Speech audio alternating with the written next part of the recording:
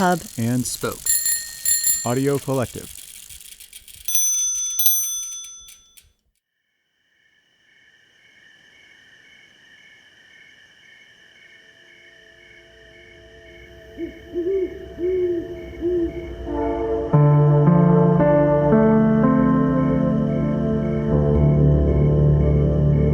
You're listening to Nocturne. I'm Vanessa Lowe.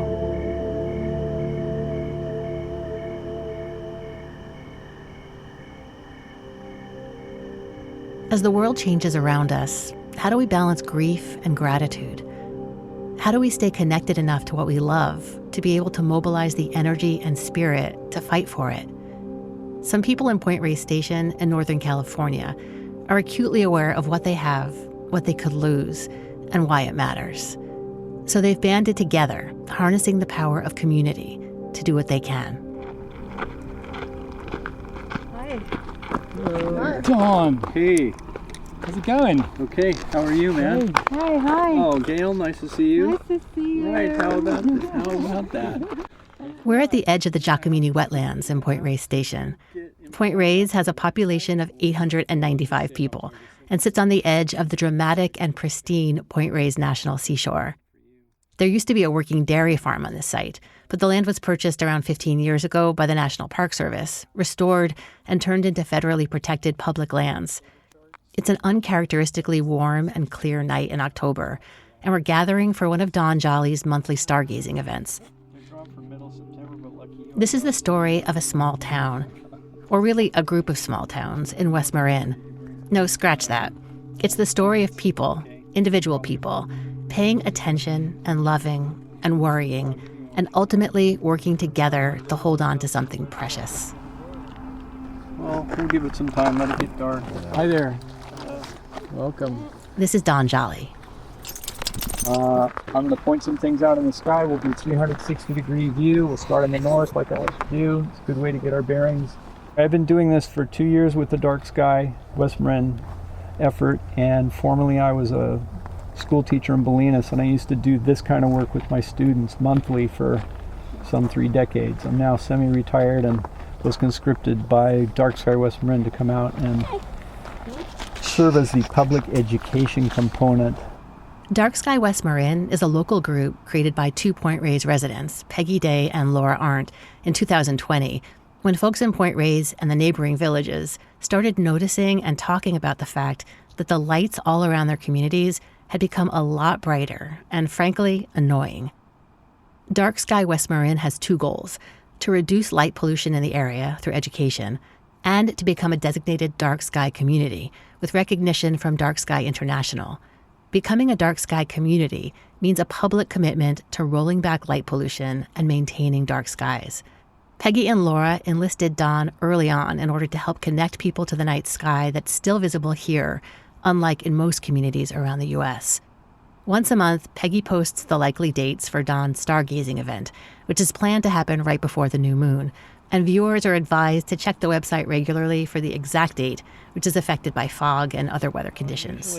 Thank you for coming. And usually at this time, we have either Laura Arndt or Peggy Day, who are the 2 real progenitors of this whole project to get a dark sky recognition for West Marin under auspices of the Point Reyes Village Association. And they have been on this project for a couple of years now. It's a slow process, so thank you all for coming and supporting Dark Sky West Marin. I'm going to park here in the middle and we'll get rolling. All right, I like to start in the north because the north gives me my bearings, and from those bearings then I can operate in a more informed way 360 degrees around the sky, and I can kind of get my sense of how all this thing is rotating and moving in response to our planet's movements. This is the Big Dipper, colloquial known, and it's part of a larger group of stars called Ursa Major, the Great Bear, and it's arguably the most widely recognized figure in the sky. Every culture has its own attachment, its own name, its own recognition, but it's remarkable how many cultures in this world, not only now but historically, associate that with a bear. These were named as the 7 sages in the Hindu tradition. The Ojibwe in North America saw these as the birds of summer. Right? Again, these stars are visible every night, every hour to anybody in the Northern Hemisphere. And so they have a lot of attachments. A lot of cultures have attached meaning and recognition and stories to this group of stars, what we call collectively the circumpolar stars. You can see this dim part of the Milky Way, and in a few moments we'll look at the other end of the Milky Way. You'll notice how dim it is here. That's because you're looking out to the edge of the Milky Way in that direction. If you can picture that. We are in the Milky Way. We're in this disk of stars, this spiral disk shaped like a pinwheel, a big flat pinwheel. And our sun is one of the billions of stars that are in that pinwheel. Our sun belongs to the Milky Way. The Milky Way is not just this remote thing out here. This is our home. We belong to this whole conglomerate of stars. This is Main Street. We're in that galaxy. And kind of hard to picture or imagine that, but as we sit in the galaxy from our vantage point, we look this way, we're looking out toward the edge of the galaxy. Go that way about, I think it's something like 20,000 light years. Good evening, you glittering stars. This is Peggy Day, one of the two people who spearheaded the effort to preserve and protect the night sky over their home. It's 6 months before that October stargazing party, and we're at the Dance Palace in Point Reyes Station, which is the community center. And this is the first community meeting about the effort to make West Marin an official dark sky community. The place is packed.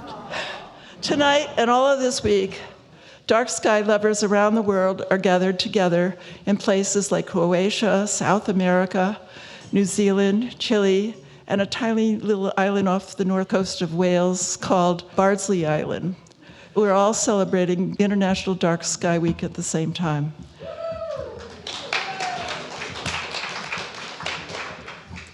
West Marin hopes to become a dark sky designation. We're still in the planning stages, and we include the Point Reyes National Seashore, Stinson Beach, Bolinas, Olima, Nicasio, Inverness Park, Inverness, Marshall, Dillon Beach, Tamales, the entire San Geronimo Valley, as well as Point Reyes Station.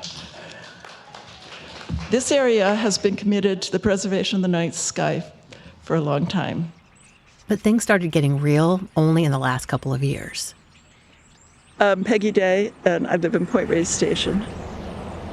It was originally a railroad town. It wasn't a town until they put in a narrow gauge railroad, late 1800s, to transport the milk and the butter and the cheese from the ranches out here to San Francisco. It's just a beautiful area, beautiful beaches and mountains and valleys and hiking trails. How long have you lived here? 50 years. 50? Yeah. I think I'll stay. During the week, I know nearly everybody I see in the grocery store. I know their stories, their struggles, their happinesses, and whenever somebody in town is struggling with something, the other people in town rise up and take care of them. We're at West Marin School, where 7 of my grandchildren have gone or will go. We're on Highway 1. It cuts right through Point Reyes Station, and so there's a lot of traffic in this direction.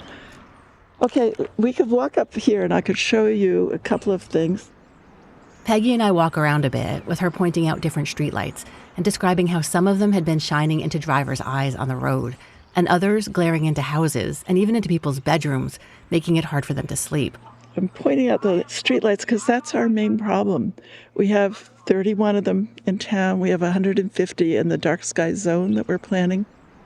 What happened in West Marin, as in many communities around the country, is that around 8 to 10 years ago, the county switched all the streetlights from high-pressure sodium lights to cheaper, more energy-efficient LEDs. But LEDs are very different than the old lighting, with more glare, harmful blue light, and a tendency to scatter light into the atmosphere, creating sky glow. I'm finding from the International Dark Sky folks that the worldwide problem is street lamps. So that's our biggest focus going forward. I spent most of my life being an emergency nurse in Marin County in San Francisco and raising 3 daughters. After I retired, I became a member of the Village Association here. We're kind of dedicated to preserving the agricultural and rural nature of this town. That means it's 6 o'clock.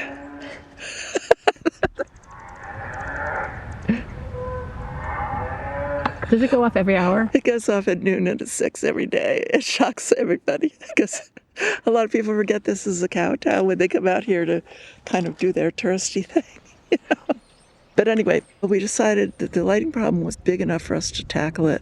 We formed a lighting committee and we walked around town. This was in September of 2020.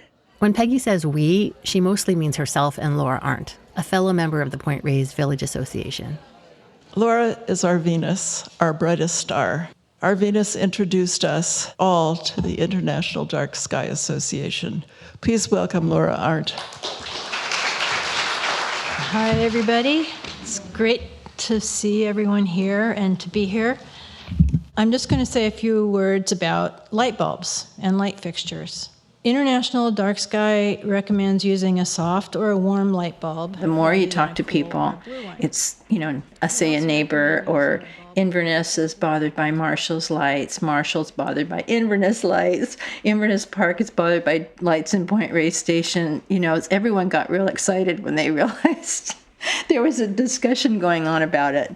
Peggy and Laura let the community know what they found. And for the most part, people were very responsive once they learned about the problem and how simple it is to fix it. But that initial effort to curb light trespass into people's homes quickly led to a much more serious and startling realization. It's probably your dinner time, and we understand it's a work and a school night, so we packed a lot of information into very small time. We aim to get you back into orbit by 7:30. First, let's launch a video called Losing the Dark from the International Dark Sky Association. We live on the surface of a planet, spinning on its axis once every 24 hours. Its rhythms of day and night are embedded in the biological makeup of all life. Until just over a century ago, our night skies were very dark. Now, even the wilderness is invaded by light. We are losing the dark of night at the speed of light. Light pollution threatens the health of every living thing on Earth. Lights at night disrupt plant growth, contribute to the deaths of countless land and sea animals. Migrating birds crash into illuminated buildings. Newly hatched sea turtles mistake the glow of electric lights for the shimmer of the ocean's surface. We are already losing our night sky. We're losing our ability to see the night sky when we go out to do the stargazing. A third of the southern sky is a white dome. We can't see any stars out that way. And in my personal experience in town, having the bank light up like a gymnasium, the school light up, and then some people who own rental houses are putting out intense lights that pierce through to the ridge across the way. It had me scared that we're losing it. And if we don't do something, my grandchildren won't be able to go out on the wetlands and watch the Milky Way like I do. Okay, let's go a little further to the left, the Milky Way. In this direction, we're looking at the center of our galaxy. And that's why the Milky Way appears so much brighter here, right? So the Milky Way has had any number of associations all through history. It's been seen as a river. It's been seen as spilt milk. Some saw it as the road of souls. It's one of my favorite conceptions, that this whole thing is a road of souls lit by the campfires as they're on their way to the afterlife. It wasn't until the winter of 1610, when Galileo pointed his telescope to the stars, the first person to realize that this is not just a smudge, it's not a cloud, it's not spilt milk. It's actually stars. Stars upon stars upon stars. It's only fairly recently in human history that we've recognized that this is a galaxy of stars, and even more recently that we've recognized that we belong to that galaxy. This is our home. We belong to this galaxy. This is our home. And the night sky is where we see the concrete, magnificent, and awe-inspiring evidence of our place in it all. Unless we can't. And I think this goes to the heart of the matter. Realizing we're losing the most tangible, visible evidence of our connection to the universe brings a particular kind of grief. Hey, Don, have you heard of the term Noctalgia? No. Tell me about it. Somebody forwarded me an article from, I think it's Space Magazine. Okay. And it's a new term that astronomers have coined, which is a word for sky grief, as the light pollution sort of takes over. Noctalgia. Yeah, I think people are experiencing noctalgia. Yeah, that's an interesting term. I'm glad somebody's actually formalized it with a word. Yeah. Yeah. I'll send you the article if you want. That would be really great. Send that to me. I'd love to read up on that. Okay. Incorporate it into our story here. Noctalgia. Yeah. It's a great word. Yeah, I don't know if you've been privy to any of the recent press. There's been some interviews and whatnot. And John Barentine, have you been talking to him at all? No, not yet. Okay, talk to him. You can get his contact through Peggy. Okay. He's in Arizona but works independently now. He was part of the International Dark Sky Association. And so he's got a lot of data that they generated on light pollution. And he was saying that at present rates, by looking at satellite images of the Earth, under present circumstances with the increase in lighting gradually, that somebody who's born in this era is likely to see only half the stars that are visible today by the time they reach adulthood. The 10%, basically, there's a reduction. Yes, a study that was published last year in the journal Science looked at about a decade's worth of observations of the night sky, and what they found is, on a global average, during that time, the average person's night sky was getting brighter at the rate of about 10% per year.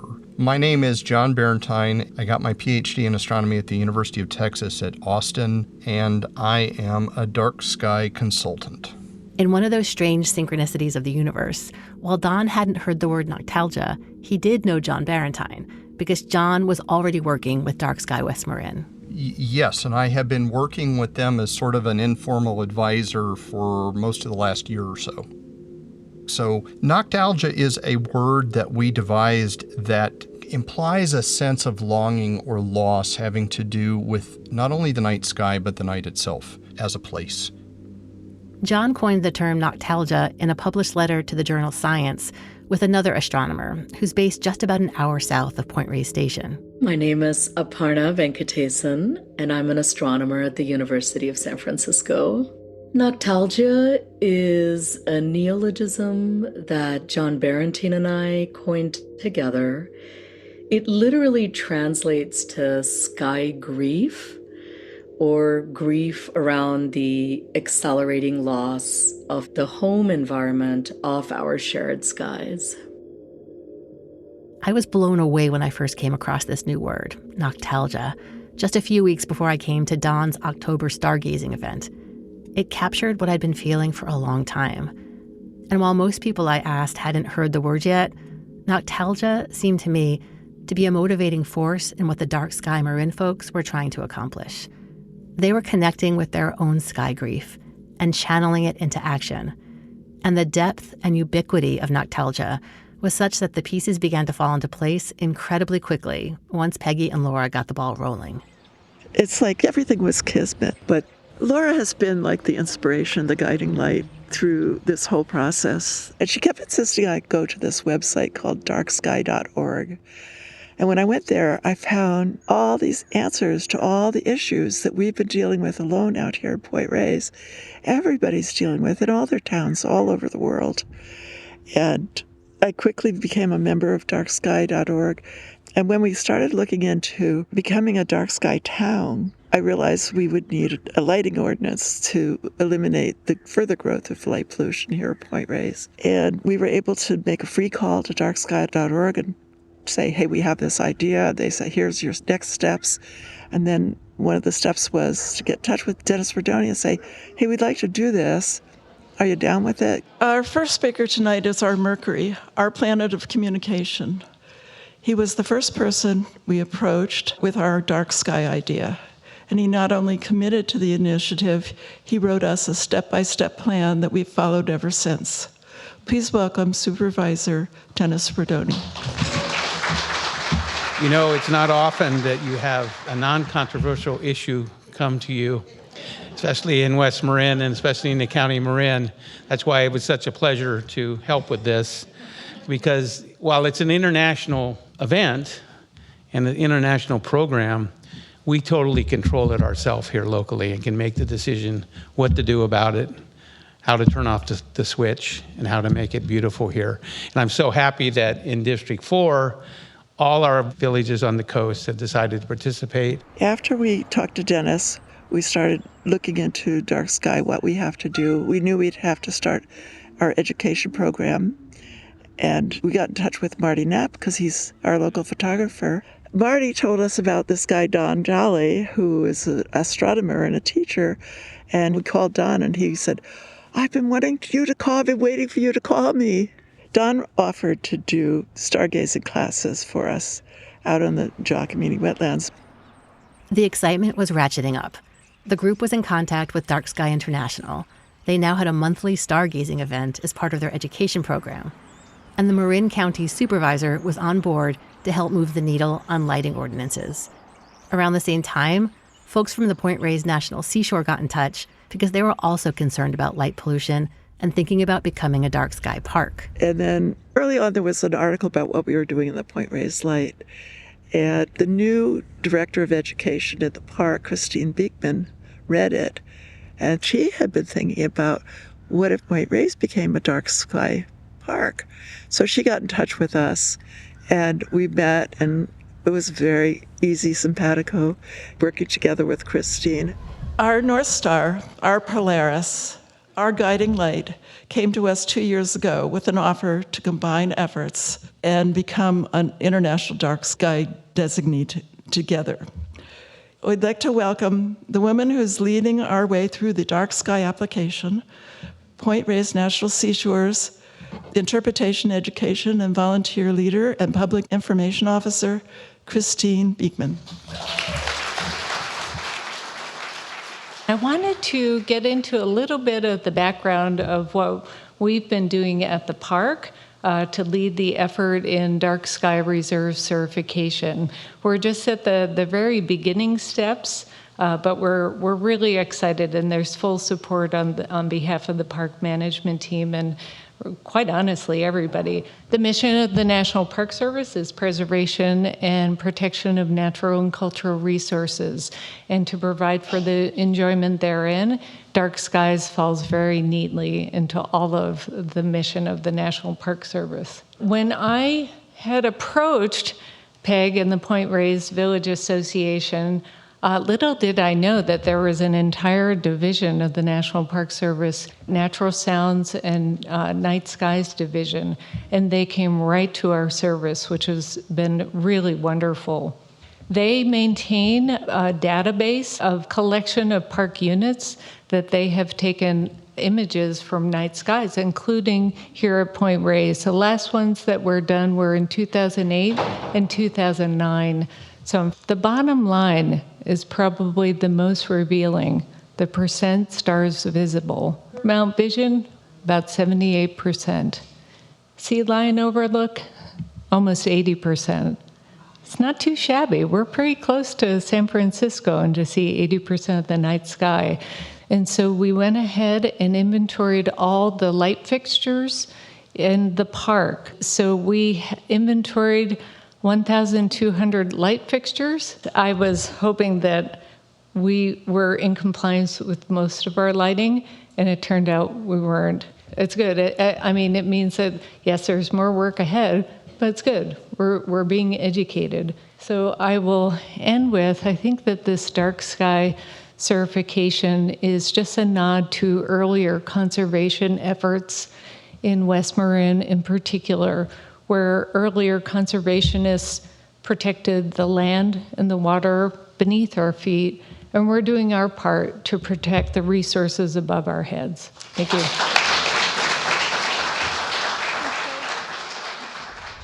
And we joined together. We went back to Dark Sky. We said, now there's two of us who want to do it. What do we do? And they said, why don't you look into becoming a Dark Sky Reserve, apply together as Dark Sky and villages, see how many villages will come along with you. And so we started working towards a dark sky reserve. This was huge. If the West Marin villages and the national park joined forces, they could pursue status as not just a dark sky community, but as a dark sky reserve, a more stringent and impressive designation. Point Reyes would become one of only 3 dark sky reserves in the United States, and the closest one to a major city. Ultimately, this ambitious effort to become a dark sky reserve proved to be too complicated. In addition, the Park Service hit some funding issues that put their own efforts to be a dark sky park on hold. It was a significant bump in the road, and Peggy tried to take it in stride. Christine sent a message that all of the leaders of the park of Point Reyes National Seashore wanted everyone to know that they were totally committed on becoming a dark sky park. It's not an abandonment. It's just they have to pause until they get the resources to do it. It was going originally to be proposed in conjunction with the National Seashore, but for various reasons that I'm not fully informed on, the Village Association parted ways with the National Park. My understanding is that the idea there was that getting a federal area designated, which the park is still pursuing, would slow down ostensibly the acquisition of dark sky recognition for the municipalities of villages up and down the coast. And so it was decided maybe it would be more efficient to apply separately. Every month, we watch this next speaker wind his laser light up through half of the heavens above as he traces the path of Drago the dragon. Please welcome Don Jolly. Thank you all for coming in. I'm going to begin by telling a little story of Polynesian sailors who hundreds of years ago were able to navigate a featureless ocean successfully by marking the rise and set points of known groups of stars across the sky. Phenomenal. European sailors, meanwhile, not quite so talented, but navigated mostly by land, but once outside of land, they too relied on the stars. And I've read accounts of sailors, stalwart sailors, who, when they discovered they were crossing southward over the equator, actually fell sobbing inconsolably at the rails of their ships as they watched the pole star, the North Star, disappear below the horizon, realizing that suddenly they were without a bearing reference and effectively, for all intents, lost at sea. I wonder about that. I wonder if the disappearance of one star can evoke that kind of emotion, unbridled emotion, and frankly, fear. What then might the disappearance of hundreds or perhaps thousands of stars kindle in us as people? And that's exactly where we are today. The Milky Way galaxy has been deemed invisible by 30% of the world's population. Move to North America, and that percentage jumps to 80%. 80% of North Americans cannot see the Milky Way at all. And the great alarm in that is that the Milky Way is our home. You look at the Milky Way, and you're looking at the community of stars to which our sun and its planet, its attendant planets, belong. It's our community. You look at that band of the Milky Way, which we are fortunate enough to see from here, and you're looking at Main Street. That's our town. Now you're going to say, okay, wait a minute, the stars are just incomprehensibly distant. How can we claim that that's our town, that we belong in any way to that? But when I go outside, I'm made acutely aware that those stars are at my fingertips. They're that close. In fact, those stars are my fingertips, because I'm aware that every cell in my body, every chemical compound of which I'm composed, and not only me, but also the barking dog next door, the lovely apple on the tree, the blue whale, the redwood, the blue jay, every physical aspect of my world is comprised of elements that came from out there, most of which were forged in the bellies of stars. And so when I look at the sky, I'm not looking at some remote, fiery, scientifically arcane structures. I'm looking at my home.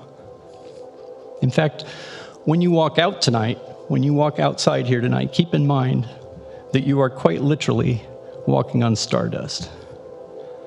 And so it's not so much the matter that the ground is here and the stars are there, but I find grounding in looking at the stars, and then I find the stars right underfoot. Well, as Don says, it's a sense of here-ness, that I'm here and I'm part of this, and that the sky is part of this world. And, all is well. I go out at night, and the Big Dipper, the Little Dipper, and Polaris are right where they belong, I remember learning about them as a child, and I teach my grandchildren about them. So where things stand now, the villages comprising Dark Sky West Marin are working on getting recognition on their own as a dark sky community. That effort still has a ways to go, and will involve the county updating lighting ordinances to be in compliance with Dark Sky International's requirements. The National Seashore will pursue designation as a dark sky park when funding allows.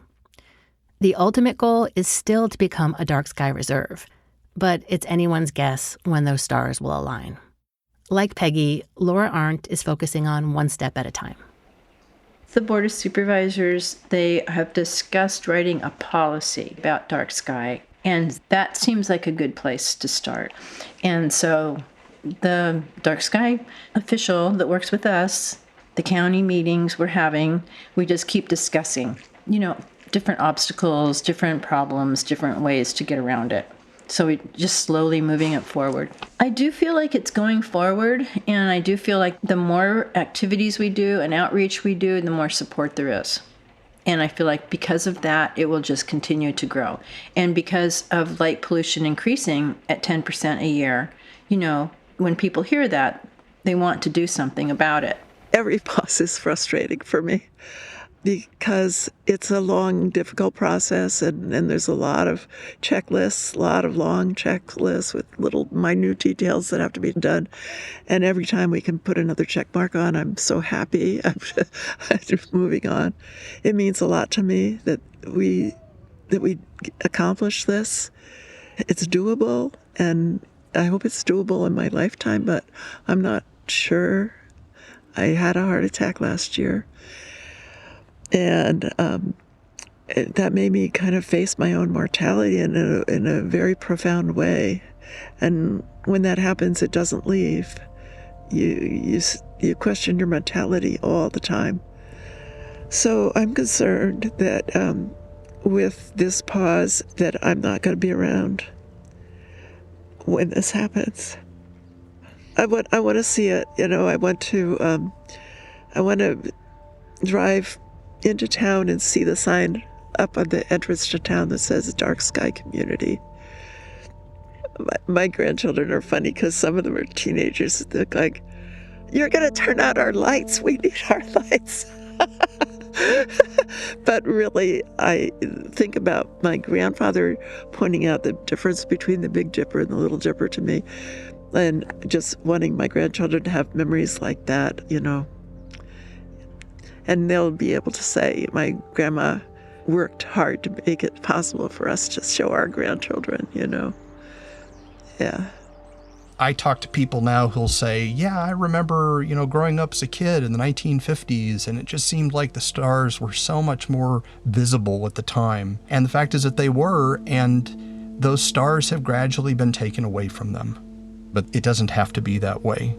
And there's still an opportunity for us to reverse this trend. The evidence shows that we can roll back this loss, and we can make the sky darker so we can see the stars better. So I think the antidote for Noctalgia is awe, A-W-E, and laying out under the stars and reconnecting to our most ancient selves. So I'm going to finish up with this. Keep in mind that every star you see belongs to the Milky Way. Every one of these is in the Milky Way, including our sun. And so laying here on my back, I'm looking at my home, and this is a great way to imagine this dome over this protective dome over us. And for centuries, thousands of years, people have looked at this dome for comfort and kinship through the hours of the night. Their stories are attached to it. This is a collective history of humanity dating back thousands of years. It's all written here above us if we only take time to read it. Or, alternatively, imagine that you're not looking up right now, but that you're looking down. Instead of this being a protective dome overhead, imagine this being a net of stars below us. So that were it not for this planet that you're attached to by the force of gravity, that you'd actually be falling through space toward those stars. Maybe at some point you'd encounter one that had blue whales and redwood trees and a breathable atmosphere. One could always hope, but maybe not. Maybe you just keep falling through space. You'll know when your brain makes that shift laying out here, when you can suddenly feel yourself grabbing and clutching for some little rock or tuft of grass to hang on to. You will know when you've made that mental switch. For now, I'm just going to hang on for dear life. Be glad for the planet I live on. That's my story, and I'm sticking to it. Good story. Thank you all for coming out. You guys got a good clear night. Go out tomorrow night. It's going to be clear tomorrow night. Peggy Day is sticking with her story too, back down on Earth, among the community she's been a part of for 50 years. She continues to work doggedly to help her neighbors understand how doable it is to reclaim and preserve the precious night sky they're so lucky to have. I'm hoping that eventually it just becomes like not watering your lawn. I don't think you can find a green lawn in Point Reyes Station. That's all done by the community. The community passes it on. It becomes an ethos in our community that you don't need to waste water by growing grass. And so I think that having the lights be muted will become part of the culture here. It already is. It already is. It's already building that way. And I feel like the people in town that have worked so hard on other issues in this town, like building our community center, our dance palace, building the preschool, all these things that have happened in the last 50 years, this is my thing to leave to the people I love and their children and their grandchildren, and leave to my town if I can.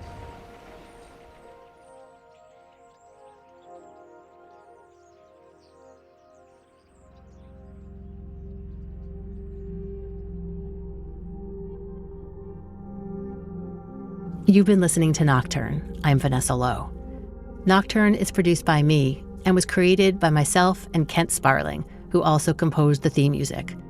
I'll post links for Dark Sky West Marin, Dark Sky International, and the work of John Barentine and Aparna Venkatesan on the website, nocturnepodcast.org, in the show notes for this episode. Thank you to everyone who supports Nocturne on Patreon and PayPal. You are keeping the show going. Very special thanks to Kim Thomas for supporting us on Patreon at the Happy Possum level, which is our highest level of support. I so appreciate you. Find out how you can support Nocturne at nocturnepodcast.org/support, or go to patreon.com/nocturnepodcast. Again, that's nocturnepodcast.org/support or patreon.com/nocturnepodcast. Till next time, be well, and thanks for listening.